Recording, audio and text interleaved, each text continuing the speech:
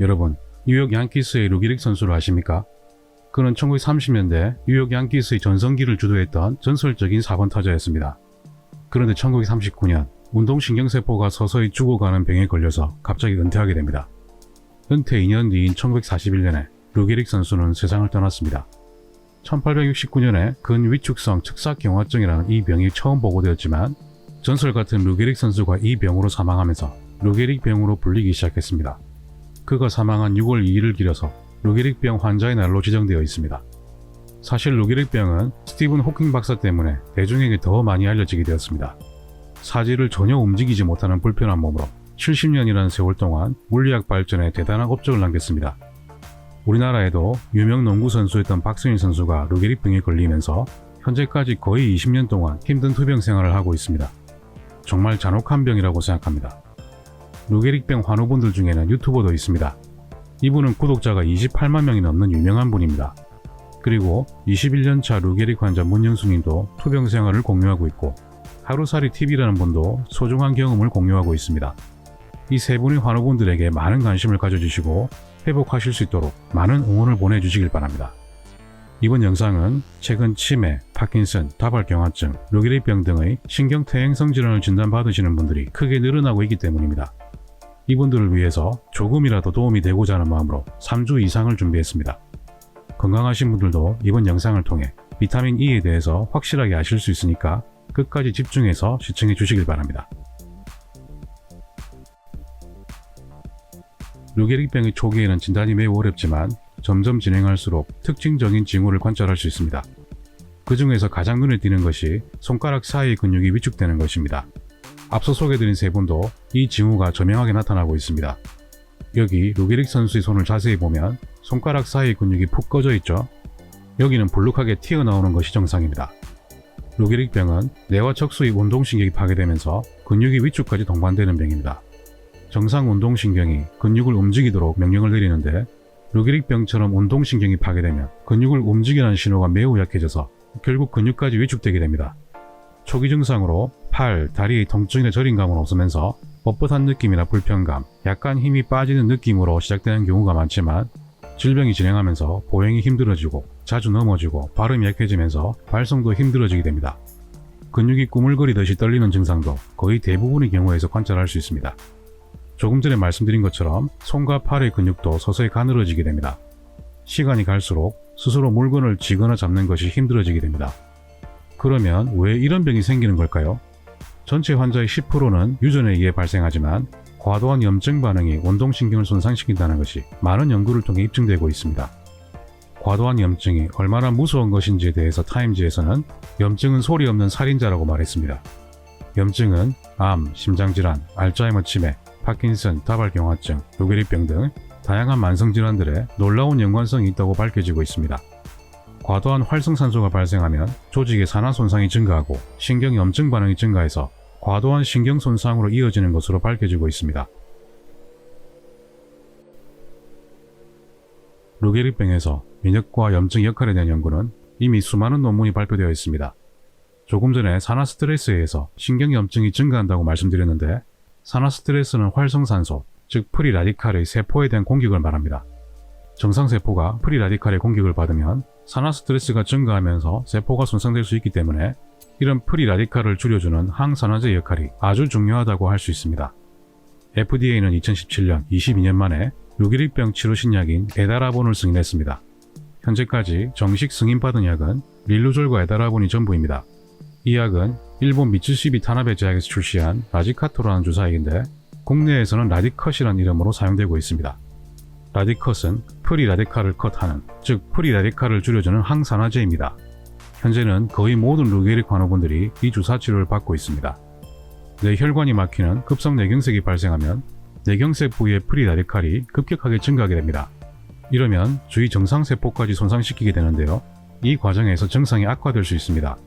바로 이때 급격하게 증가된 프리 라디칼을 제거하는 라디컷 주사를 사용하면 산화 손상이 퍼져나가는 것을 막을 수 있는데요. 이 라디컷 주사는 2001년부터 일본에서는 급성 뇌경색에도 보험 적용되고 있습니다. 아쉽지만 아직까지 국내에서는 뇌경색과 루게릭병에 보험 적용이 안 되고 있습니다. 뇌경색과 루게릭병에 대해서는 정부 차원에서 라디컷 주사를 반드시 보험 적용을 승인해 주실 것을 간곡하게 부탁드립니다. 우리 몸에는 약 40조 개의 세포가 있습니다. 혈관세포, 근육세포, 신경세포, 간세포 등 정말 다양한 세포가 있습니다. 그런데 모든 세포는 세포를 싸고 있는 세포막이 존재하겠죠. 세포막은 이중 인지질 구조로 되어 있는데 간단히 말해서 지방으로 만들어져 있다는 겁니다. 세포막은 90% 이상이 지방이라고 생각하시면 됩니다. 이런 세포막이 손상되면 큰일 나겠죠. 세포막이 다친 상태로 복구가 안 되면 세포 자체가 죽음에 이를 수 있습니다. 세균 감염을 치료하는 항생제의 대부분은 세균의 세포막을 공격해서 세포를 터뜨려서 죽입니다. 세포막은 세포의 생존에 가장 중요한 구조물이라고 해도 과언이 아닙니다. 여러분, 천장이 없는 집에서 산다고 생각해보세요. 과연 며칠이나 견딜 수 있을까요? 비라도 한번 내리면 끝이죠. 프리 라디칼에 의한 산화 손상이 발생하면 세포막의 지방이 다치게 되는데 바로 이때 세포막에 결합되어 있는 비타민 E가 프리 라디칼을 중화시켜서 연쇄적인 산화 손상을 막아줍니다. 이렇게 프리 라디칼을 중화시킬 수 있는 물질을 총칭해서 항산화제라고 부릅니다. 만약 프리 라디칼이 통제 불능 상태에 빠지면 세포막이 크게 손상되면서 MDA라는 물질이 생성되는데요. 이 MDA는 세포막의 지방이 산화될 때 주로 발생합니다. 루게릭병에서는 이 MDA 수치가 정상인에 비해 매우 높은 것으로 밝혀지고 있습니다. MDA 수치를 비교한 연구도 있는데요. 정상에 비해 파킨슨병과 루게릭병에서는 이 MDA 수치가 크게 증가되어 있습니다. 루게릭병에서는 정상에 비해서 무려 26%나 증가되어 있습니다.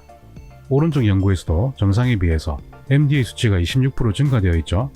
즉 루게릭병에서는 프리 라디칼에 의한 세포막 손상이 과도하게 발생하고 있다는 뜻입니다.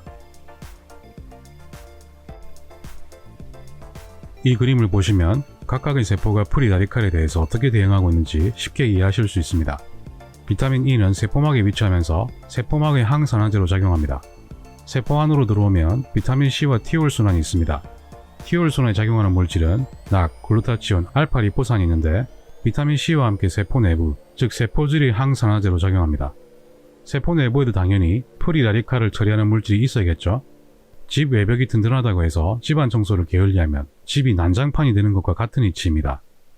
비타민 E와 C, 티올 순환에 작용하는 항산화제는 서로를 환원, 재생시켜주기 때문에 이들이 모두 함께 있을 때 최고의 항산화 효과를 발휘할 수 있습니다. 이 과정을 항산화 네트워크라고 부릅니다. 루게릭병 연구에서 비타민 중에서는 비타민 E가 가장 많이 연구되었습니다. 아마도 많은 루게릭병 환우분들께서 비타민 E를 드시고 있는 것으로 알고 있습니다. 그러면 현재까지의 비타민 E 연구들에 대해서 잠시 살펴보겠습니다.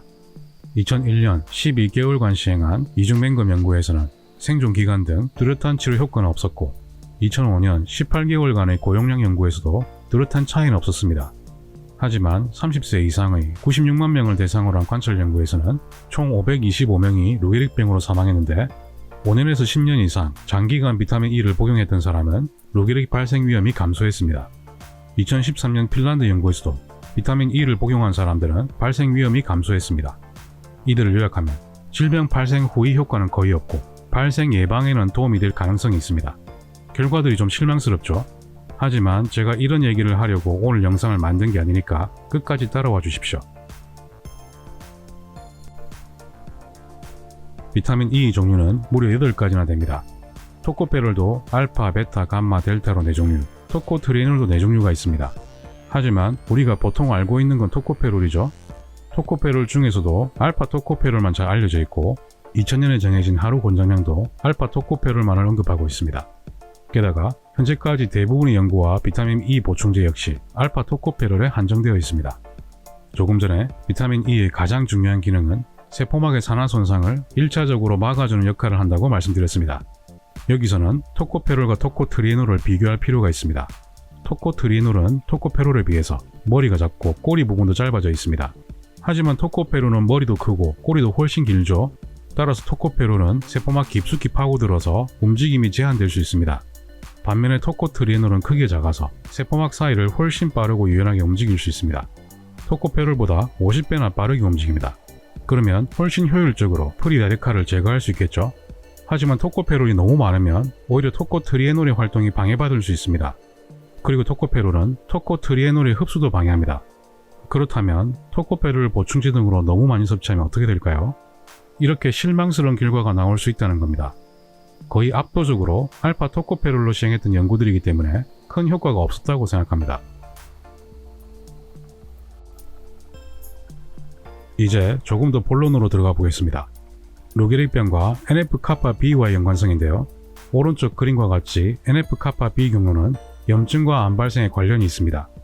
이 경로의 과도한 활성이 루게릭병 발생의 중요한 원인 중 하나일 수 있다는 겁니다. 반대로 과도하게 활성화된 이 경로를 잘 억제할 수만 있다면 루게릭병이나 염증성 질환, 암 진행 등을 억제할 가능성이 있다는 뜻입니다. 이 경로에 대한 연구는 이미 많은 논문들이 발표되어 있습니다. 왼쪽 연구는 루게릭병에서 NF-kappa-B 경로의 과도한 활성이 운동신경 뉴런의 죽음을 유도한다 라는 내용입니다. 다음 연구 내용은 토코트리에놀은 사이토카인에 의한 NF-kappa-B 경로의 활성화를 억제한다는 겁니다. 토코페롤이 아닙니다. 토코트리에놀이라는 것이 중요합니다. 오른쪽 연구 내용을 보면 토코트리에놀은 NF-kappa-B 경로를 억제해서 스스로 항암 효과를 나타내고 항암제 효과를 증가시킨다고 합니다. 상당히 의미 있는 연구들이라고 생각합니다. 조금 전에 루게릭병에서는 산화된 지방에서 만들어지는 MDA가 크게 증가한다고 말씀드렸죠. 루게릭병에서는 세포막의 손상이 심각하게 일어나고 있다는 뜻입니다. 그런데 토코트리에놀을 4주간 투여했더니 이 MDA 수치가 125ml에서는 23% 감소했고 250ml에서는 34%나 감소했습니다. 정말 엄청난 변화죠. 총 항산화력도 각각 14%, 22% 증가했습니다. 즉 세포막의 손상을 줄일 수 있다는 뜻입니다. 1980년대부터 토코트리에놀에 대한 연구가 조금씩 늘어나면서 2010년대부터는 급격하게 증가하고 있습니다. 예전에는 토코페롤에 대한 연구가 주를 이루었는데 최근 10년간의 연구 추세를 보면 완전히 역전됐죠. 토코트리에놀이 새로운 스타로 떠오르고 있다는 뜻입니다.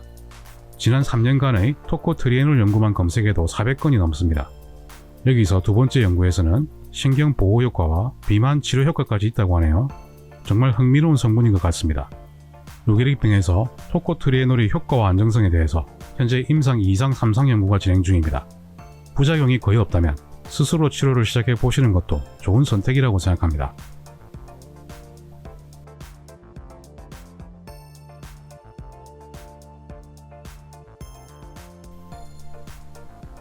비타민 E는 음식으로 먹어도 충분할까요? 비타민 E가 많은 음식을 보면 아몬드, 땅콩, 호두 등의 견과류와 녹색 채소, 버터, 아보카도, 아나토, 해바라기 씨가 있습니다. 여기서 주의하실 점은 해바라기 씨 대신 해바라기 씨 오일을 드시면 안 된다는 겁니다. 올리브유는 좋습니다. 이런 음식들이 포함된 건강한 식단을 유지한다면 토코페롤 성분은 음식으로 충분히 섭취할 수 있습니다. 하지만 토코트리에놀은 하루 약 2ml 정도만 섭취 가능한데 체중 60kg 기준의 권장량은 약 125ml입니다. 음식만으로는 부족하겠죠? 해바라기 씨유, 옥수수유, 카놀라유 등은 염증을 유발할 수 있는 오메가6의 함량이 높기 때문에 이 기름에 비타민 E가 있더라도 비타민 E 섭취 목적으로 사용해서는 안됩니다. 루게릭 환우 여러분들은 이 점을 꼭 기억해 주세요. 조리 시에는 오메가6 함량이 적은 올리브유, 라드, 버터, 코코넛 오일, 아보카도 오일 등을 사용하시길 바랍니다. 여기에 대한 자세한 내용은 위 링크나 아래 설명란을 참조해 주세요. 구체적인 식사 방법에 대해서는 루게릭 2편에서 조금 더 자세히 다루도록 하겠습니다. 지금 보시는 식물은 아나토라고 하는데 남미에서 자라는 특이한 식물입니다. 색깔 때문에 영국에서는 립스틱 식물이라고 부르기도 합니다. 아나토에는 토코페롤 없이 토코트리에놀만 들어있는데요. 그 중에서도 효과가 가장 강력한 델타와 감마 토코트리에놀이 주로 들어있습니다. 알파와 베타는 생물학적 활성이 훨씬 떨어집니다. 토코트리에놀이 많은 식물은 아나토 외에도 파암야자, 쌀개가 있습니다. 아나토는 토코페롤이 아예 없지만 파암야자는 25%, 쌀개에는 50%가 같이 포함되어 있습니다. 토코페롤은 토코트리에놀의 흡수와 작용을 방해하기 때문에 아나토처럼 토코페롤이 아예 없는 것이 훨씬 좋습니다. 여기서 중요한 연구 하나를 보겠습니다. 연구 제목은 발톱 수은 수치와 루게릭 발생 위험과의 연관성인데요. 수은과 같은 중금속은 발톱이나 모발을 채취해서 측정하는 것이 더 정확할 수 있습니다. 연구 결과를 보면 정상 대조군에 비해서 루게릭병 환자의 발톱 수은 수치가 약 2배 정도 높다는 사실을 알 수 있습니다. 평균 수치뿐만 아니라 수은이 높은 경우도 정상 대조군에 비해 2.5배나 더 많았습니다. 수은의 독성을 중화시키거나 해독하려면 여러가지 성분들이 필요한데 가장 중요한 것이 셀레늄과 아연입니다. 즉 미네랄 결핍이 있으면 중금속이 몸에 축적될 가능성이 높아지겠죠. 요오드 역시 수은을 소변으로 배출시키는 기능이 있습니다. 비타민C도 하루에 여러 번 나누어서 분복하면 수은 배출에 도움이 된다고 잘 알려져 있습니다. 그런데 여기에 비타민 E, 토코트리에놀이 있습니다. 아래 논문의 내용을 읽어보면 토코트리에놀은 메틸수은에 의한 세포 손상을 보호하는 효과가 토코페롤보다 몇 배 이상으로 강력하다 라고 되어 있죠. 토코트리에놀은 수은뿐만 아니라 카드뮴과 납의 독성도 억제하거나 약화시키는 기능이 있습니다. 수은에 대한 자세한 내용은 이 편에서 좀 더 말씀드리겠습니다.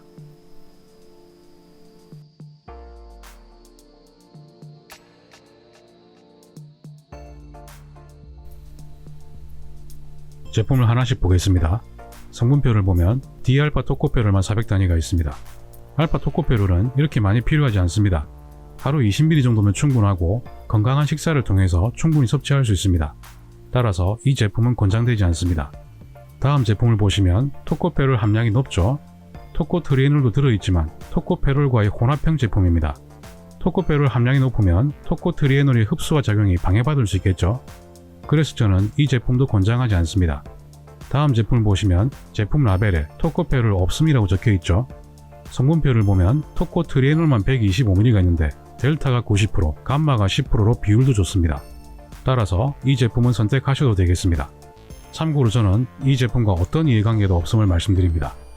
보관 방법은 여름철에는 뚜껑을 확실히 닫은 상태로 냉장 보관하시면 되고 한번 개봉하면 1, 2개월 안에 다 먹어야 합니다. 따라서 대량 구매를 하시면 안됩니다. 필요시 그때그때 구입해서 드시길 바랍니다. 겨울철에는 건조하고 서늘하고 햇빛이 없는 어두운 곳에 보관해 주시길 바랍니다. 마지막으로 오늘 영상 요점 정리와 주의사항입니다. 읽어보시면 쉽게 이해하실 내용이기 때문에 화면을 정지하고 정독해 주시길 바랍니다. 항혈전제나 항응고제를 복용하시는 분들은 주치의와 상의 후에 복용 여부를 결정하시길 바랍니다. 건강한 식사 방법을 병행한다면 여러분의 다친 세포들을 한 단계 더 업그레이드 할 수 있습니다. 이 편에서는 치매, 파킨슨, 루게릭병 등의 신경퇴행 성질환을 가진 분들이 반드시 피해야 할 음식에 대해서 자세히 말씀드리겠습니다. 이 편도 많이 시청해주세요.